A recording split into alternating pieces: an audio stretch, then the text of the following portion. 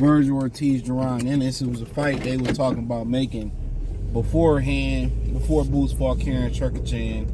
But then all of a sudden, Vergil Ortiz manager came out and said, hell no. Now, since Jaron Boots Ennis didn't look as good versus Churkachan, now you hear Oscar saying they want to do the fight. And I heard Greg say something to Brian Norman Sr. By the time y'all see this should be they be calling, not saying nothing. I don't be getting it, but but like I said, by the time y'all see this, I'll probably do a live on Brian Norman Sr. So what's today? Wednesday. So yeah, I doubt if I go live Thursday. I doubt if I go live Thursday. So or Friday. Friday, I don't do lives on Friday. And the Mike Tyson fighting Jake Paul Friday. So if it's very important, I'll go live Thursday. If it ain't so important, probably bare minimum, probably at the most, you might see a vertical. Not some news break. I'll make time for it after I get done with my workout. But so now you hearing, they want to do it. And Greg said something very interesting. He was talking to Brian Norman Sr. He told him, all of a sudden, you saw something in that fight and you got brave. And I was hearing Coach Malachi say on his Hump Day show Wednesday that he's seeing that now. I think caller, he said they seeing that now. A lot of times, a lot of these fighters and trainers wait to see a hole in their game, then they ready to fight you. And Coach Malachi was saying this is the best thing that can happen to Boots. He had a subpar performance. Now he can entice people to get in the ring with him. And that's very common in boxing today. Even Mayweather did to Pacquiao. He waited for him to get beat and knocked out a couple more times. Then, he wanted to fight Manny Pacquiao. Okay? But nonetheless, that's what they doing in boxing. You gotta remember, this is the generation where don't nobody trainer, don't none of these fighters watch tape. Every fighter is different. I adjust as we go, and the motherfuckers get in there and they don't make no adjustments. They need to be watching tape. They say they don't watch no tape, and it shows in the corner work. They don't be knowing what's coming and what's going, no diddy. So, but if that's what it takes, for people to see you get exposed to you get the fights and capitalize on it. Honestly, I probably favor Boots in that fight at this point. You gotta remember, Vergil Ortiz got towed up by Bokachuk. I felt like Bokachuk won that fight by 3, 4, 5 points. That wasn't even a close fight. That was a straight up jacking. They jacked him. They jacked for beasts like Ice Cube.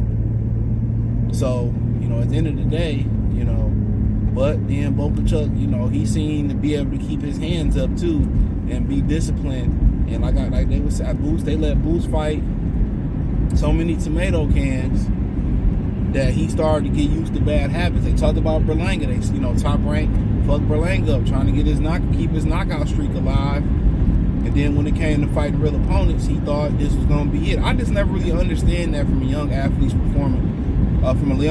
perspective. Like, how you take a pitcher with a big arm a long time to figure out he can't just overpower big league hitters or even AAA hitters. It take, NBA players sometimes, high school players, college players, figure out they can't just use their athleticism to win on the NBA level. You know what I'm saying? So, and in boxing, you gotta understand, when you step up in competition, some of the flaws and habits, and and I think this applies to Boots and applies to a lot of young fighters. And Shannon Sharp said, you never accept anything in a win that you never accept anything in a win that you wouldn't accept in a loss. Hope I said that right, but y'all catch my drift. And the same thing, and that's why it's so hard to have a family member in your corner. That's why it's so hard to have your father in your corner, or a parent in your corner. They don't see things objectively a lot of the times.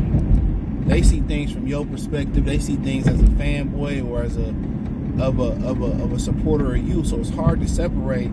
See, that's why you kind of need them fathers like Barry Sanders' father would always tell Barry, you ain't better than Jim Brown no matter what he did. You need a father that's just you're not good enough. It's not good enough. And in this sport, they continue to pedestalize their sons. And he's got a lot of bad habits that he get away with. And on this level, you got to keep your hands up. You got to keep your chin tucked. You can't throw like Medulla Mason. He stepped up a little bit. And, you know, he threw a uppercut from too far out and kept getting dropped. And almost got dropped again on his way to getting a knockout. So, yeah. But, you know, Vergil Ortiz, you know, never been a world champion. If he would beat Boots, he still won't be a world champion, because I imagine that'll be at the 154-pound level, so, or weight category. But Vergil Ortiz cracking like Karen Turkachan cracked him, it's going to be another ball. It's going to be a different story. But the difference is what Norman Sr. saying about what his son to do and what Vergil do, none of them got that footwork. None of them got that style that Karen Turkachan got. The way he was turning them, the way they studied and broke them down, and his style, you know what I'm saying? So that's the different thing about it. Turkachan is Turkachan. That style, Vergil Ortiz ain't that fleet of foot. That style, Brian Norman ain't that fleet of foot, and he ain't that upright. He ain't that, you know, he ain't that. So you know, you can talk about the bombs that, you know, that Turkachan was landing, but do you got the missile to get it there? And I'm not saying they do or they don't, but that's the question. You know, and obviously the punches wasn't bothering Boots. He was too busy, you know, chopping game with the people in the crowd, being distracted and all that. But if he had a good corner, the corner would have told him, don't pick your jab up again, take the body out. You took his legs out, then you look to take him out then. But just go get him. Like, nigga, like, bruh, 8 rounds went by, 5 rounds went by, 9 rounds went by. If I can go get a motherfucker and get paid not a penny less, and I get done the job early, guess what? I'm gonna do the job right, and I'm trying to get the job done early as possible, if that is possible. But the problem that he be facing with a Norman or with a Vergil Ortiz, and Norman probably gonna let this fight slip by him, because if he go fight Vergil Ortiz and not Norman, Boots ain't coming back down. You know, Boots ain't coming back down. But Vergil Ortiz can punch. You know, and then Vergil Ortiz able to crack, you know, get it crack-a-lacking on his head in my Jamie Foxx voice, you know, we'll see. We gonna really see. And one thing about Robert Garcia fighters, and 2 things for sure when it comes to Mexican fighters, they ain't gonna make the mistake Turkachan did. They gonna go to his body. Boots gonna be tested to the body. Boots, they gonna test Boots to the body. Early on, he probably gonna be watching Vergil Ortiz. But look around that 4th, 5th, 6th round for the tides to turn. It's probably gonna be a punch, an accumulation of body shots that's gonna slow him, that's gonna change the tide. But hey, I think that's the best fight. That's the fight I want to see the most in boxing right now. And it ain't a motherfucking title on the line. And low-key for Vergil Ortiz, it's probably the safest fight for him to take.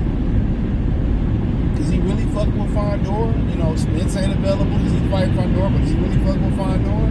He really want to fight Madrimov. That motherfucker don't want none of that work. Charles Conwell, he's still in the oven. He ain't quite ready yet. Seems like you're ready, girl, wants to get it. You ain't ready for that. Got drugs, big red barrel, unused medical drugs. How much they paying? I got a few. I got a bunch of that shit. But yeah. So, you know, Robert Garcia definitely the better corner. We'll talk about that on Post Show Wednesday. Hump day.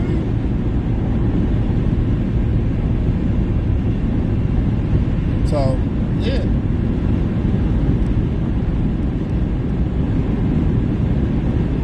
So, yeah, you know, it is what it is, man. I think pick up the jab. I mean, you know, for Vergil, you got a motherfucker that on jab. That's the first thing we working on. Jabbing, body work. Motherfucker don't keep his hands up. Oh, we definitely working on body work. That way, when you know, we start touching that body, them jabs really, them feet gonna start working. Them hands really gonna start dropping. Pow! Right over the top. You know, but that's the fight I want to see the most. Morale, Benavidez, that's gonna happen. But outside of that, I don't see. I mean, I really, you know, that's the fight I want to see the most. I don't think another fight that I really like, damn, I gotta see it, G. Like, I don't really see that other fight. You know? Some of y'all niggas just in y'all pants for Mike Tyson and Jake Paul. And I told y'all niggas that was said, I don't know why y'all be believe me. I'll be right. Kid Austin daddy got on the fight hyper saying he seen the contract and the fight ain't real. I keep telling y'all, I don't know, bro. Like I said before, they ain't gonna appreciate it till I ain't dropping boxing dollars no more. They ain't gonna appreciate it. I told y'all the fight was fake. Nobody wanna believe it. Oh no, CJ, y'all niggas just thirsty for a fucking fight. Thirsty. Shit is a fake fight, bro. It's fake. But Vergil and Boots, man, shit, that's what the doctor ordered. No title, just nuts and glory on the line. Fight that we was hoping to get at 47. I favor Boots slightly. I mean, I favor Boots slightly, but boy, we gonna find out if he can take a punch.